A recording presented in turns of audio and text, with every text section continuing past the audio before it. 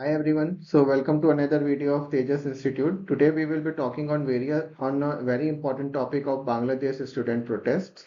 This is a very important topic. This covers our important topics of international relations. International relations. It covers topic of border security plus internal security. Third topic that it covers India and its neighbors. India and its neighbors. So from UPSC perspective, from say state PCS perspective, what all is happening in and around India or what is happening India in the neighbor countries of India is very important topic, becomes very important topic. Okay, so when there was a Sri Lankan protest, there was a question on Sri Lanka protest in UPSC. So all this topic becomes important. So without wasting time, let's start. Okay, now so we will be talking about some history of Bangladesh army rules in जब जब वहाँ पे army rule आपका declare हुआ है, ठीक है। सो अभी आपने आज की न्यूज़ देखा होगा, वहाँ पे शेख हसीना ने रिजाइन करा, she fled to India and उसके अगेंस्ट में वहाँ का जो आर्मी चीफ है उसने अपनी पावर को डिक्लेयर किया वहाँ पे, ठीक है। सो एक ब्रीफली अंडरस्टैंड करते हैं, this is not new, army coups are not new in Bangladesh, previously भी 4 बार हो चुका है। सो आपको जो इस डायग्राम में ऑरेंज वाले ब्लॉक्स दिख रहे हैं, ये वो ईयर है जिसमें आर्मी कूप हुआ, ठीक है। और जो ब्लू वाले बॉक्स हैं ये इसका बैकग्राउंड है। हर एक ऑरेंज ब्लॉक से पहले आपको एक ब्लू बॉक्स दिख रहा है, ठीक है। तो ये जो ब्लू बॉक्स है ये बैकग्राउंड है इस आर्मी कूप का। और जो आर्मी कूप और जो ऑरेंज वाले ब्लॉक हैं ये वो ईयर है जहाँ पे एक्चुअल आर्मी कूप हुआ, ठीक है। स्टार्ट करते हैं। सो इंडिपेंडेंस के बाद क्या हुआ था आपका, जो पाकिस्तान था, इंडिया और पाकिस्तान में विभाजन हुआ। पाकिस्तान को 2 पार्ट मिले, one is east Pakistan and one is west Pakistan. East Pakistan वो रीजन है जिसको आज हम बांग्लादेश बोलते हैं, और वेस्ट पाकिस्तान वो रीजन है जो एक्चुअल का पाकिस्तान है आपका, ठीक है ना। अब समझो यहाँ से 1970 तक things were okay, there was a 1970 में क्या हुआ, वहां पे मार्शल लॉ लगा, ठीक है। पहले से 1970 में वहां पे मार्शल लॉ लगा हुआ था पाकिस्तान में, ठीक है, वो east Pakistan and west Pakistan. तो 1970 में जनरल इलेक्शन होने थे वहां पे। उस जनरल इलेक्शन में ईस्ट पाकिस्तान में मुजीबर और रहमान की जो अवामी लीग थी उसने बहुत अच्छा परफॉर्म किया and they got the absolute majority in the east Pakistan. जबकि वेस्ट पाकिस्तान में जुल्फिकर भुट्टो को जीत मिली है, दे वन इन द वेस्ट, ठीक है। नाउ अब वहां पे 2 रीजंस थे। अब मार्शल लॉ था तो आर्मी चीफ ने रिफ्यूज कर दिया, पाकिस्तान आर्मी चीफ ने, कि वो मुजीबर और रहमान को पावर में नहीं आने देगा और उसको अरेस्ट कर लिया, ठीक है। इसके साथ साथ वहां पे एक और इशू चल रहा था, वो था इम्पोजिशन ऑफ उर्दू। सो ये जो imposition of Urdu plus Pakistan army chief refusal to give power in hands of Mujibur Rahman, इसकी वजह से वहां पे एक सिविल अनरेस्ट हुआ, ठीक है। सिविल अनरेस्ट में 1971 में मुजीबर उर रहमान ने डिक्लेयर किया कि let's launch a protest against the army, Pakistan army. अब पाकिस्तान आर्मी ने उसको क्रश करने के लिए ऑपरेशन सर्च लाइट लॉन्च किया। ये याद रखना, operation search light Pakistan army के द्वारा लॉन्च किया गया था टू सप्रेस द प्रोटेस्ट, ठीक है। नाउ जो उस टाइम वहां पे बांग्लादेश के बंगाली सोल्जर्स ने सिविलियंस के साथ मिलकर मुक्ति बाहिनी बनाई। मुक्ति बाहिनी आपने बहुत बार नाम सुना होगा, मुजीबर रहमान की बनाई हुई आर्मी थी जिसको इंडिया ने ट्रेनिंग के फॉर्म में, आर्म्स के फॉर्म में हेल्प करी थी, ठीक है। So with India's help Bangladesh got independence. However अब क्या हुआ, इंडिपेंडेंस के बाद ऐसा नहीं है कि आपका से इंडिपेंडेंस के बाद ऐसा नहीं है कि आपका एकदम से चीजें एकदम बहुत अच्छी हो गई वहां पे, नहीं। वहां पे थिंग्स स्टार्ट गेटिंग वर्स। और मेन रीजन क्या था, अब देखो, जब भी कोई वॉर होता है उसमें 2 कैटेगरी ऑफ सोल्जर्स होते हैं। पहला कैटेगरी होता है जो उस वॉर में सपोर्ट करता है, और एक कैटेगरी ऑफ सोल्जर होता है जो सपोर्ट नहीं करता, ठीक है। सो अब जो इंडिपेंडेंस के बाद आपकी बांग्लादेश की आर्मी बनी, जो बांग्लादेश की आपकी आर्मी बनी, उसमें आपके दोनों टाइप के सोल्जर्स थे, जिन्होंने मुक्ति बाहिनी को सपोर्ट किया, उसका उसका पार्ट बन के, और जिसने सपोर्ट नहीं किया।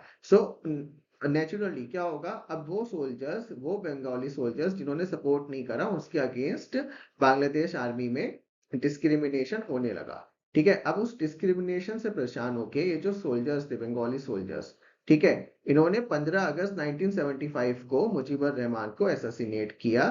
ठीक है, उनकी पूरी फैमिली को मारा, ठीक है, except their daughter Sheikh Hasina. ठीक है, so this led to the first military coup in Bangladesh in 1975 and after this Ziaur Rahman became the army chief and declared his power.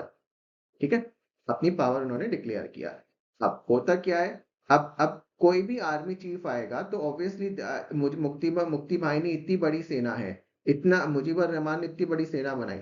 सो उसी में से निकल के एक ब्रिगेडियर मुशर्रफ ने जियाउर रहमान के खिलाफ एक कूप लॉन्च किया।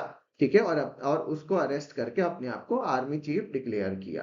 ठीक है, ये हुआ 3 नवंबर 1975 को। बट उसके 4 दिन बाद ही नवंबर 7 को एक अनदर कूप लॉन्च होता है, जिसमें मुशर्रफ, जो कि मुजीबर रहमान का सपोर्टर था और जिसने 3 नवंबर को 4 दिन पहले अपने आप को आर्मी चीफ डिक्लेयर किया था। ठीक है, जियाउर रहमान उसमें प्रेसिडेंट बन जाते हैं, मुशर्रफ को मार दिया जाता है और जियाउर रहमान प्रेसिडेंट बन जाते हैं। अब 1978 में एक इंपॉर्टेंट इवेंट होता है, जियाउर रहमान जो 1975 में आपके प्रेसिडेंट बने थे, वो अब अपनी पार्टी फॉर्म करते हैं, बीएनपी पार्टी बांग्लादेश। ये पार्टी बहुत इंपॉर्टेंट है, याद रखना। जब भी आप बांग्लादेश की आप पॉलिटिक्स पढ़ोगे या कोई भी इवेंट पढ़ोगे, फॉर एग्जांपल अभी जो स्टूडेंट प्रोटेस्ट हो रहा है, ये पार्टी का नाम बार बार आएगा, बीएनपी पार्टी। ठीक है, नाउ देयर वाज अनदर 1981 में एक और कूप होता है, जिसमें आर्मी के जो मेजर जनरल थे मंजूर, ठीक है, इन्होंने इन्होंने जियाउर रहमान के खिलाफ एक अटैक किया। ठीक है, now, because the rebels, he accused president of favoring soldiers who did not participated in war against Pakistan and those who had cut from West Pakistan. So जैसा कि हमने यहाँ देखा था, there are two type of soldiers. ठीक है, एक type of soldier थे जिन्होंने मुक्ति बाहिनी का साथ दिया, उसका पार्ट बने और बांग्लादेश के लिबरेशन वॉर में पार्टिसिपेट किया। एक कैटेगरी ऑफ सोल्जर्स थी जिन्होंने पार्टिसिपेट नहीं किया। अब दोनों कैटेगरी के अपने अपने लीडर्स होंगे। अब जियाउर रहमान कौन था? Ziaur Rahman was the person who who was from among those soldiers जिनके अगेंस्ट डिस्क्रिमिनेशन हो रहा था, या जिनको वो कैटेगरी जिन्होंने मुक्ति बाहिनी का सपोर्ट नहीं किया था। ठीक है, और उसके बाद एक मुशर्रफ आता है जो मुजीबर रहमान का सपोर्टर था। ठीक है, उसके बाद फिर से एक जनरल आता है। तो पहले क्या हुआ, मुजीबर रहमान जिसने बांग्लादेश लिबरेशन वॉर में पार्टिसिपेट किया।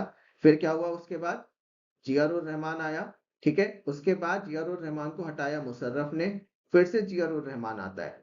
अब जब जियाउर रहमान है तो उसके अगेंस्ट एक और आर्मी चीफ आता है, मेजर जनरल मंजूर। ठीक है, ये उन ग्रुप ऑफ सोल्जर्स में था जो जिन्होंने मुक्ति बाहिनी का साथ दिया था।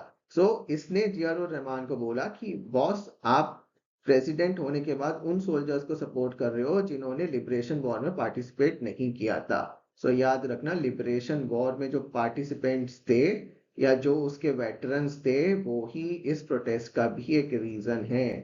ठीक है, तो बांग्लादेश का जो मेजर पॉलिटिकल इशू है, it is participated in liberation war versus non-participated. ठीक है, and those who had come from West Pakistan. So this Jiaur Rahman was succeeded by President Abdul Sattar. ठीक है, अब्दुल सत्तार प्रेसिडेंट बने। नाउ अनदर कूप bye army 1982 में एक और कूप होता है। Abdul Sattar was from Ziaur Rahman BNP party only. ठीक है, he was from BNP party only. ठीक है, ये कूप ज्यादा सक्सेसफुल नहीं रहा था एंड जियाउर रहमान को रिप्लेस करके अब्दुल सत्तार को बनाया गया था। एंड बिकॉज यहाँ पे ना प्रेसिडेंट पे एक्यूजिशन था, सिर्फ आप इस प्रेसिडेंट को हटाओ चाहे वो बीएनपी पार्टी का ही हो। ठीक है, तो यहाँ पे अब्दुल सत्तार को प्रेसिडेंट बनाया गया। Now another coup by army and overthrow of president Abdul Sattar by lieutenant general Mohammad Ershad. याद रखना, ये बहुत इंपॉर्टेंट पर्सन है, ये आज भी न्यूज में है, ये कल भी न्यूज में था, ये आगे भी न्यूज में आएगा। ठीक है, नाउ इरशाद ने अपने आप को क्या बोला, फाउंडेड नाउ, ठीक है, प्रेसिडेंट अब्दुल सत्तार, और अपने आप को लीडर डिक्लेयर किया, अपने आप की अथॉरिटी एस्टेब्लिश करी। ठीक है, अब इस टाइम क्या हो रहा था, यहाँ पे there was a beginning of pro democracy. Pro democracy की वेव चल, मतलब एक एक इनिशिएशन हो गया था। सो इरशाद ने ये सिग्नल्स पढ़े और वहां पे अपनी एक नई पार्टी फॉर्म करी जिसे बोला Jatiya party. Jatiya party is again an important of removal of Sheikh Hasina from prime ministership today. ठीक है, there was a wave of pro democracy at this time, hence army chief founded a new party and allowed general election. So 1986 में 1942 के coup के बाद पहली बार general election हुए and obviously Irshad party won and remained president till 1990। ठीक है, 1990 तक ये प्रेसिडेंट रहा। ठीक, उसके बाद 1991 में आपका again there was a pro democracy. ठीक है, प्रो डेमोक्रेसी के वहां पे भी एक प्रो डेमोक्रेसी वाली एक नेशनलिज्म जागा, प्रो डेमोक्रेसी के लिए डिमांड जागी। ठीक है, but things was again not well. Again in 2006 there was another coup by Bangladesh. So 2001 से लेके 2006 तक there was a BNP, Bangladesh national party plus Jamaat party. ठीक है, इन दोनों का वहां पे रूल था। ठीक है, now finally in 2000 so there was 2006 में अनदर coup हुआ बांग्लादेश आर्मी के द्वारा। अब 2008 में फाइनली नेशनल इलेक्शंस होते हैं और शेख हसीना वहां पे पावर में आती है। सो फ्रॉम 2008 टू 2002 अगस्त अगस्त 2024 शेख हसीना वहां पे आपकी प्राइम मिनिस्टर बनी। ठीक है, सो जो लास्ट आर्मी coup हुआ था वो 2006 में हुआ था, जो 2008 तक चला था।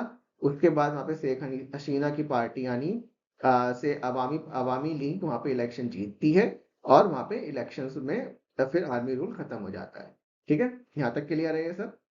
तो यहाँ से ना जो इम्पोर्टेंट पॉइंट है, एक तो बीएनपी पार्टी का थोड़ा सा याद रखना। नाम वाम याद करने की जरूरत नहीं, लेफ्टिनेंट जनरल मोहम्मद इरशाद, ना ना, जरूरी नहीं है। You just remember the years. Years भी इसलिए कि जब आप आंसर में मेंशन करोगे तो थोड़ा सा अच्छा लगता है। ठीक है, थोड़ा अच्छा एक इंप्रेशन जाता है। जातिया पार्टी का थोड़ा सा जिक्र आएगा तो इसका इसका याद रखना।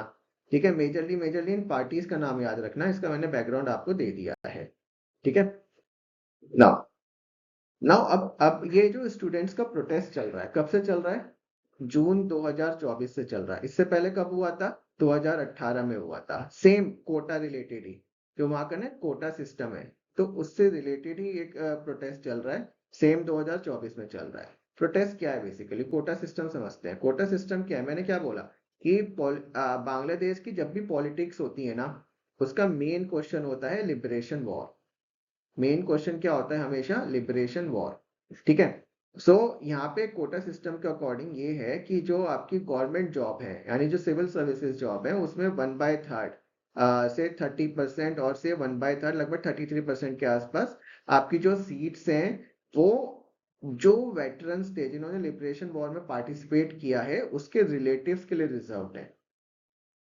रिलेटिव्स के लिए रिजर्व है। सो अगेन जैसे मैंने क्या बताया, जब भी यहाँ कोई भी पॉलिसी बनती है ना, लिबरेशन वॉर के अराउंड बनती है। तो कोटा भी ऐसी बना हुआ है कि बॉस जो भी आपके कोटा, जो भी आपके लिबरेशन वॉर में जिसने भी पार्टिसिपेट किया था ना, उनके रिलेटिव्स के लिए आपके उनके उनके रिलेटिव्स के लिए उनके रिलेटिव्स के लिए basically 1/3 of the seats reserve है। ठीक है, नाउ 2018 में सबसे पहले यहाँ पे रिफॉर्म हुआ। ठीक है, और ये से स्टूडेंट्स का प्रोटेस्ट हुआ।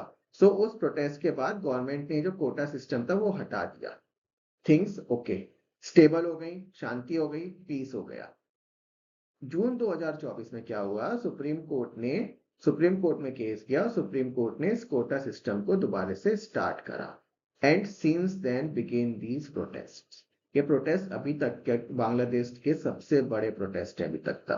ठीक है, protesters called the system as discriminatory and demanded the complete overall of the system. ठीक है, अब इस प्रोटेस्ट के तहत सुप्रीम कोर्ट ने जुलाई 21 में इस कोटा सिस्टम को अगेन स्क्रैप कर दिया और बोला कि एटलीस्ट कि 90% of the job should be non reserve. ठीक है, सरकार भी मान गई, सरकार ने भी पॉलिसी मान ली, सुप्रीम कोर्ट ने भी बात मान ली। बट अभी हुआ क्या कि ये प्रोटेस्ट और बढ़ गया। सो अब 2018 का जो प्रोटेस्ट था, it was totally around the quota system. ठीक है, बट अब जो 2024 का है ना, this is something different, this is something different. अभी बताता हूँ कैसे। अब जब बात भी मान ली, कोटा सिस्टम को हटा भी दिया, बोल भी दिया कि 93% जॉब्स आपकी नॉन रिजर्व कैटेगरी में रहेंगी, बट फिर भी ये सिस्टम चल रहा है, फिर भी प्रोटेस्ट हुआ। तो इसके रीजंस हैं। अब ये क्या, गवर्नमेंट एक्शंस ऑन प्रोटेस्टर्स अभी ये फिगर तो मैंने फिर भी थोड़ा 2-3 दिन पहले की दी है, लेटेस्ट फिगर्स के अराउंड 300 से ज्यादा स्टूडेंट्स प्रोटेस्टर, आई नॉट से स्टूडेंट्स, प्रोटेस्टर्स मारे गए हैं एज पर वेरियस रिपोर्ट्स, ठीक है। एंड अब इस किलिंग की वजह से क्या हुआ है, there is a regime Hasina, this protest into turn this protest into Hasina resign movement, ठीक है। Now this movement is led by a very popular group called student against discrimination group, students का ही ग्रुप है।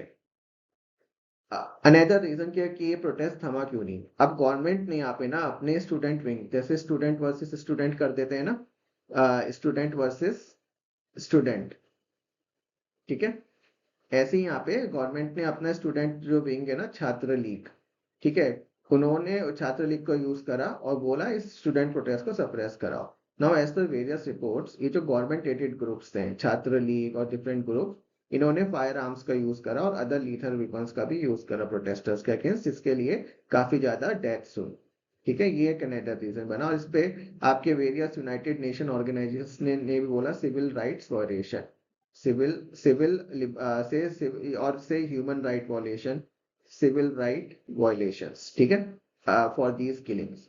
इसके अलावा different issues like growing unemployment, role of external actors, rampant corruption, human right violations, it has aggravated the situation, ठीक। अब इन protest के बीच में ही Bangladesh prime minister Sheikh Hasina June में भारत आती है, और वहां पे एक India Bangladesh rail link sign करती है, जिसके तहत क्या था, इंडिया से होते हुए बांग्लादेश में जो इंडिया से सामान ट्रेन स्टार्ट होगी और ये जाएगी एकदम भारत के से चिकन नेक में, ठीक है।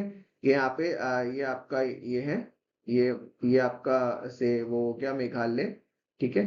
ये यहाँ से, तो यहाँ से एक ट्रेन कनेक्ट करेगी, जो अब पूरा चिकन नेक से जाने की जरूरत नहीं है, आप यहाँ से शॉर्ट से चले जाओ, ठीक है।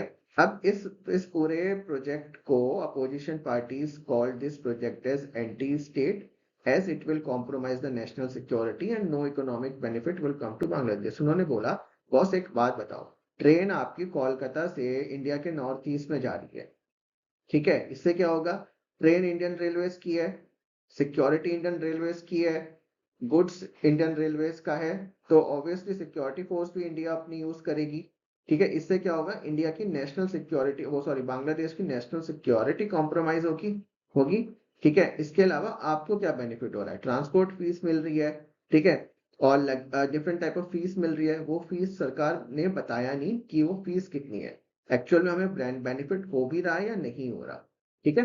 सो ये सब रीजंस थे। अब रोल ऑफ एक्सटर्नल एक्टर्स ना, ये एक इंपॉर्टेंट चीज बन जाती है, इसको ना मैं बार बार एक अलग कलर से हाईलाइट करता हूँ आप लोगों के लिए। ये जो रोल ऑफ एक्सटर्नल एक्टर्स है ना, ये बहुत इंपॉर्टेंट बन जाता है, इसको हम आगे डिटेल में बात करेंगे, but it has been in various reports also agreed by Indian intelligence agencies that Pakistan has a major role behind these protests, ठीक है। This I am not saying, this is in public domain, ठीक। Now moving to next one. Now अब ultimately अब कोई भी protest हो रहा है, कुछ भी इवेंट हो रहा है, क्वेश्चन क्या बनता है इंपॉर्टेंट, इम्पैक्ट ऑन इंडिया, ठीक है। तो सब कोई भी टॉपिक पढ़ो, impact on India is a very important topic. So सबसे पहले एंटी इंडिया स्टैंड डेवलप होगा and this will raise concern for national security. और हिस्टोरिकली देखा गया है, जब 2001-2006 में बीएनपी जमात पार्टी या आर्मी का रूल आया है, सो इंडिया के लिए अनप्लीजेंट एक्सपीरियंस रहा है, and there has been a rise in anti Indian terror outfits reporting across the border. So Sheikh Hasina के टाइम पे ना एक बहुत पॉजिटिव चीज रही है, इनफैक्ट ये ना बहुत सारे एनालिस्ट ने भी एग्री करा है कि जो ये जो ऑलमोस्ट 15 साल का रूल है ना शेख हसीना का, इस टाइम पे एक चीज तो बहुत अच्छी हुई है, वो हुआ है कि जो क्रॉस बॉर्डर टेरर आउटफिट्स थे ना, जो आपके बांग्लादेश के से ऑपरेट करते थे अगेंस्ट इंडिया, उसको सप्रेस कर दिया गया, उसको कंट्रोल में रखा गया, ठीक है। अब बीएनपी जमात और ये जो एंटी इंडियन टेरर, इस टाइम पे बहुत सारे इस्लामिस्ट ग्रुप बॉर्न हुए, और जो आपके इंसर्जेंट ग्रुप्स हैं वो बॉर्न हुए, उनको फ्रीडम मिला इंडिया के अगेंस्ट एक्टिविटीज को ऑपरेट करने का, ठीक है। ड्यूरिंग बीएनपी रूल 2001 या 2006 के टाइम पे, और उसके बाद अभी 2024 के इलेक्शन के टाइम पे भी, अभी जून जनवरी में हुए थे, India anti India was their main issue. और anti India was their main propaganda जिसके जिसके ऊपर वो इलेक्शन लड़े थे। ठीक है, it's alliance with many Islamist groups, rise of various insurgent and Islamic groups. नाम वाम याद करने की जरूरत नहीं है, you have to just remember the major points. General studies की बात कर रहे हैं हम, ऑप्शनल की बात नहीं कर रहे हैं। डीप में जाना है ऑप्शनल में होता है, आपको जनरल स्टडीज के पर्सपेक्टिव से पढ़ना है। आंसर राइटिंग 10 नंबर का आएगा, 15 नंबर का आएगा, उस हिसाब से 15 नंबर के हिसाब से ये 30 पॉइंट्स आर एनफ। ठीक है, अभी 2024 में जो जनवरी 2024 में जो जनरल इलेक्शन हुए थे उसमें इंडिया आउट कैंपेन चला था। So this was a major social media campaign. It was run by the NRIs or the foreign soils NRIs of Bangladesh. ठीक है, now there is a threat of blowback from Bangladeshi people. अब से अगर अब अवामी league गई है तो या तो आर्मी का रूल आएगा। इट इज नॉट कंफर्म कि कौन रूल पे आ रहा है, ये भी एक बहुत बड़ी समस्या है। ठीक है, या तो आर्मी रूल आएगा आपका, ठीक है, या फिर आपका बीएनपी पार्टी आएगी, बीएनपी जमात पार्टी आएगी। ठीक है, इनमें से कोई ना कोई आएगा। तो ये जो पार्टीज हैं these are basically pro Pakistan और प्रो चाइना पार्टी है। तो अल्टीमेटली इन्होंने ना इलेक्शन के टाइम पे जब ये इंडिया आउट कैंपेन हुआ था ना, सो इसका एक मेजर पॉइंट था अवॉइड इंडियन प्रोडक्ट्स। क्या मेजर पॉइंट था? Avoid Indian products. So there can be impact on Indian exports also. ठीक है, coming to next impact, talking about pro China and pro Pakistan. ठीक है, so BNP plus Jamaat and major opposition parties they are considered to be pro China and pro Pakistan parties. ठीक है, now as पर sources जो मैंने आपको बताया कि it has been confirmed by Indian intelligence also, ये जो ऑनगोइंग स्टूडेंट प्रोटेस्ट है it is being supported by radicals belonging to these parties and supported by Pakistan. ठीक है, ये पॉइंट भी आप याद रखना, कोट कर सकते हो, इट्स इन पब्लिक डोमेन। ऐसा नहीं है कि नंबर कट जाएंगे या कोई कुछ नहीं, it is in public domain. ठीक है, आप न्यूज में देखोगे, गूगल करके देखो ना, आपको मिलेगी ये लाइंस। ठीक है, ये सब मैंने आपको डिफरेंट सोर्सेज से लाके एक जगह लाके दे दिया है ताकि आपका टाइम बचे और आप इसको लर्न करके आगे बढ़ो। With possibility of anti-India instance, China definitely is going to eye towards claiming its control over the region. Also, Bangladesh is a important country for China for the against the West-led Quad पता है आपको, quadrilateral group, US-led Indo-Pacific policy, इन सब के लिए बांग्लादेश का support China के लिए बहुत इंपॉर्टेंट है। ठीक है, अभी जैसे म्यांमार है, म्यांमार में भी आपका जुंटा रिजाइम चल रहा है। कौन सा रिजाइम चल रहा है? जुंटा जुंटा रिजाइम, और से army rule is going on their. ठीक है, सो यहाँ पे भी चाइना का रिलेशन अच्छा रहा है म्यांमार के साथ। ठीक है, चाइना का रिलेशन म्यांमार के साथ अच्छा रहा है। ठीक है, देयर इज अ वेरियस, अभी मैं आगे बताऊंगा कि कैसे म्यांमार में इतना चाइना का प्रेजेंस ग्रो हुआ है ड्यूरिंग दिस पीरियड। ठीक है, नाउ से again this is the topics again that I have figured the points from public domain. कोई भी पॉइंट अनएनालाइज नहीं है, कोई भी पॉइंट ऐसा नहीं है जो पब्लिक डोमेन में ना हो। ठीक है, so India support to Sheikh Hasina over the question of west honour human right violation. सो ये जो पूरे प्रोटेस्ट हुए हैं ना, या जो पहले भी प्रोटेस्ट हुए हैं, वेस्ट ने, यूनाइटेड नेशंस ग्रुप ने हमेशा शेख हसीना को ह्यूमन राइट वायलेंस के लिए अक्यूज किया है। ठीक है, इस पे इंडिया ने कुछ भी नहीं बोला। ठीक है, इसके अलावा जो से कर्ब ऑन मीडिया, अपोजिशन पार्टीज, इस सब पे इंडिया चुप रहा। नेक्स्ट आता है, as per reports Indian intelligence agencies also agreed to the role of Pakistan in fueling student protest in Bangladesh. जब इंडिया इंटेलिजेंस एजेंसीज को ये चीज पता थी, then they should have taken an action instead of being say just quiet और just saying that it's a Bangladesh internal matter. तो यहाँ पे आपको से देखो अगेन, पॉलिसी क्या चल रही है क्या नहीं चल रही, that we really don't know. ठीक है, what's there in on ground, इतना समझो आप। यहाँ पे हमें आंसर लिखने के लिए कुछ पॉइंट्स चाहिए, और वो पॉइंट्स रेलेवेंट होने चाहिए, supported by some analyst, some research होने चाहिए, और ये न्यूज़पेपर्स में से आपको पॉइंट से उठा उठा के मैंने यहाँ पे रखे हैं। ठीक है, सो ये पॉइंट्स आप कहीं पे भी एज अ कंक्लूजन या एज अ वे फॉरवर्ड आप ये कोट कर सकते हो। ठीक है, Sheikh Hasina visit to India amid the ongoing protest. This is another thing. ठीक है, this India should be very cautious. India should be very cautious for this. Now I am saying that another एक important आप यहाँ से समझो India इस time पे एक और फ्रंट ओपन नहीं कर सकती है, ठीक है। India can not open a new front eight this time, ठीक है। Next next point, next page पे चलते हैं। यहाँ से देखो, इंडिया पाकिस्तान इशू चल रहा है हर जगह, it's a unending war here. India China का लद्दाख में इशू चल रहा है, इंडिया चाइना का आपका चुंबी वैली में इशू चल रहा है, इंडिया चाइना का आपका से अरुणाचल में इशू चल रहा है पीएलए के साथ रिगार्डिंग द बॉर्डर इश्यूज, ठीक है। यहाँ पे भी आपका लद्दाख में चल रहा है इशू, अभी तक वो सही नहीं हुआ है, इस पे टॉक्स चल रही हैं। नेपाल के साथ आपका काला पानी पे इशू चल रहा है, ठीक है। Although I not call it a front because यहाँ पे वॉर वगैरह नहीं है। ये जो आई से आई यूज सेपरेट कलर। सो ये जो बाउंड्रीज है ना पाकिस्तान के साथ चाइना के साथ, ये थोड़ा सा गर्म मामला है, ठीक है। यहाँ पे भी आपका वॉर चल रहा है, वॉर चल रहा है यहाँ भी आपका, ठीक है। म्यांमार का बॉर्डर हमेशा वॉलेटाइल बॉर्डर रहा है, specially after this junta resign. यहाँ से क्या हुआ, जो यहाँ के इंसर्जेंट ग्रुप्स थे ना, they got some easy movement across the borders and they got a freedom to create disturbance in our northeastern states, ठीक है। श्रीलंका में अगेन आपका एक इशू चल रहा है। देन यहाँ मालदीव्स में आपका एंटी इंडिया एक इशू चल रहा है, ठीक है। सो इस टाइम पे इंडिया बांग्लादेश के लिए अनदर फ्रंट अफोर्ड नहीं कर सकता है, ठीक है। इससे क्या होगा, the whole region will become anti-India, and that is not something India will definitely look for, ठीक है। बट एक ना एक ट्रूथ भी है इसके अंदर कि कोई भी साउथ एशियन कंट्री इंडिया के सपोर्ट के बिना सिर्फ चाइना के बेसिस पे ग्रो नहीं कर सकती है, ठीक है।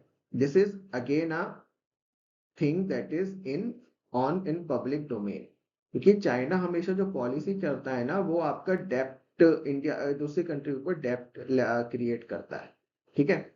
सो यहाँ से आपको ये चीज समझना होगा कि everywhere in at all borders India is having some problem, some issue, ठीक है। पाकिस्तान चाइना में थोड़ा सा वॉर का सिचुएशन रहता है, ठीक है। म्यांमार के साथ आपका वॉलेटाइल वॉलेटाइल बॉर्डर है, इंसर्जेंट ग्रुप्स यहाँ से ऑपरेट कर रहे हैं, ठीक है। अब बांग्लादेश के लिए वो चीज नहीं कर सकते।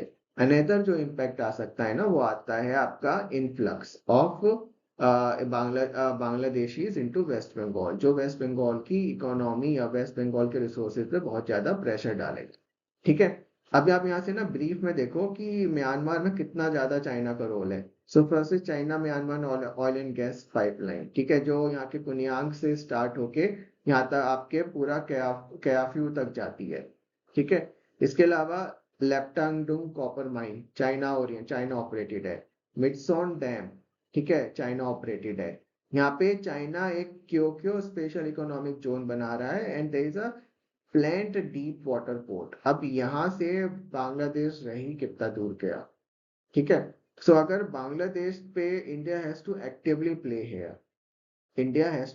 Play here in order to say control the Chinese influence in Bangladesh, ठीक है।